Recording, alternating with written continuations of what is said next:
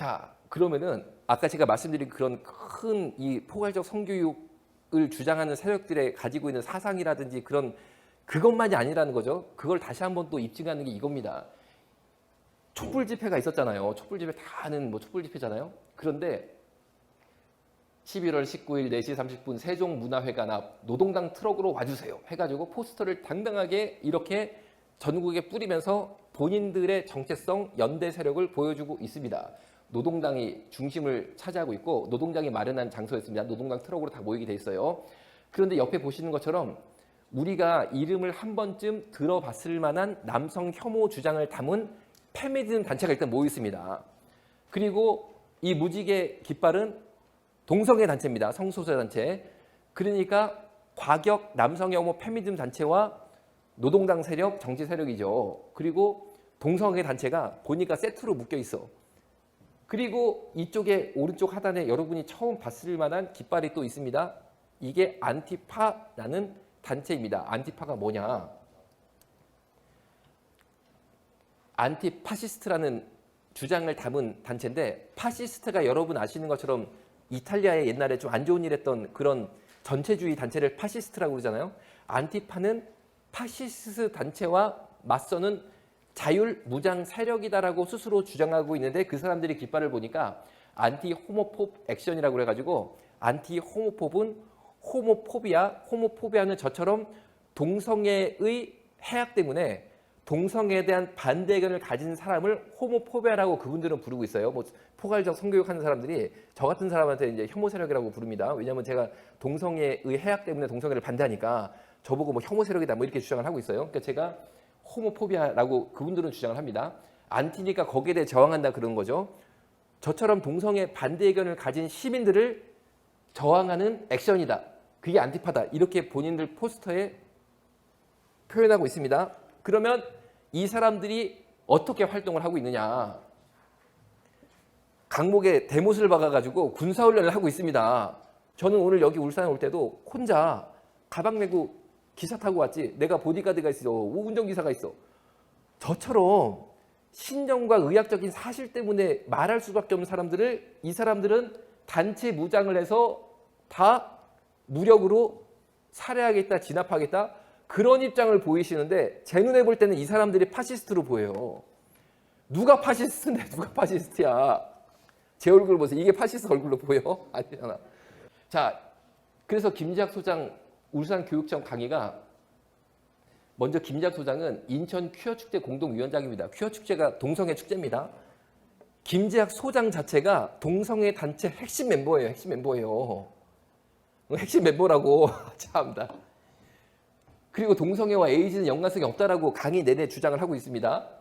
그리고 성평등을 위해서 모병제가 필요하니 종전선언을 해야 된다. 그래서 포괄적 성교육이 필요하다라는 굉장히 위험한 정치 교육을 시키고 있는데 요거는 유튜브 한번 제가 한 6분 정도 됐는데 좀 들어볼게요.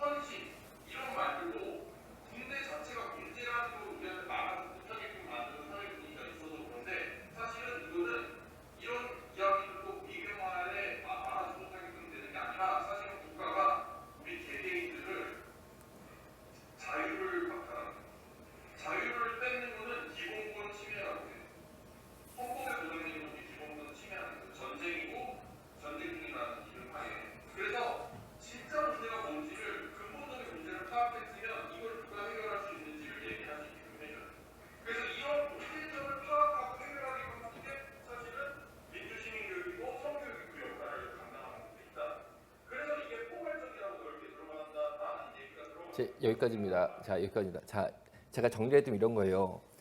김지학 소장이 울산시의 선생님들을 모아놓고 이분이 또 교장 선생님들 강의까지 했더라고요. 그런데 성평등의 얘기를 하면서 군대 얘기를 합니다. 뭐냐면은 성평등 얘기할 때 남자들 입장에서는 아이 군대도 왜 남자만 가냐, 평등하게 여자도 가야 된다, 이런 얘기를 한다는 거예요. 그러니까 김지학 소장이 여기에 대해서 성평등 얘기를 하면서 이런 얘기를 합니다. 자, 성평등에 주로 남자들의 불만은 군대 문제인데 생각해보자. 군대에서 모든 남자가 다 가잖아요. 이거를 징병제라고 합니다. 징병제. 우리나라는 징병제가 근간을 이루고 있죠. 그러면은 징병제를 끝내고 모병제로 가면 된다. 가고 싶은 사람만 직업군인으로 가면 된다. 미국처럼. 미국은 군인이 직업이잖아요. 그러면 된다. 그러면은 징병제에서 모병제로 넘어가려면 뭘 해야겠느냐. 종전선언을 해야 된다. 문재인 대통령하고 북한의 김정은하고 만나가지고 종전선언 싹 사인 하나 하겠죠? 하면은 전쟁이 끝났으니까 더 이상 징병제를 할 필요가 없고 군인 하고 싶은 사람만 뭐 소수죠. 가가지고 군인하면 되는 거다. 그러면은 성평등이 된다. 이 주장을 합니다. 여러분. 그리고 그래서 포괄적 성교육이다 이런 거예요. 그냥 우리가 생각하는 일반적인 성교육이 아니고 이런 정치적인 교육을 시켜야지만 성평등이 되니까 포괄적이라는 이름이 들어가고 포괄적 성교육이다. 포괄적 성교육을 그래서 시켜야 된다. 이런 주장입니다. 자, 제가 여쭤볼게요. 징병제, 모병제, 그리고 종전선언, 이게 성교육입니까? 정치교육이죠. 정치교육.